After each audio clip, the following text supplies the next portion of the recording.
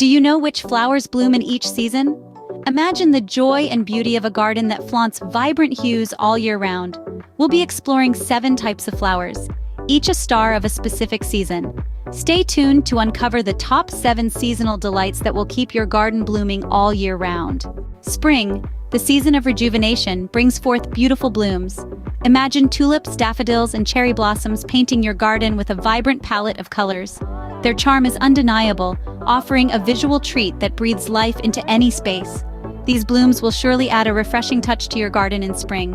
As we move into the warmer months, summer flowers take the spotlight. Sunflowers, with their radiant faces, and hydrangeas in all their colorful variety, bring a vibrant energy to any garden. With their bright and bold colors, these flowers will make your garden the talk of the town in summer. Even as the days get shorter and colder, some flowers continue to grace our gardens. Take the chrysanthemums and camellias, for instance.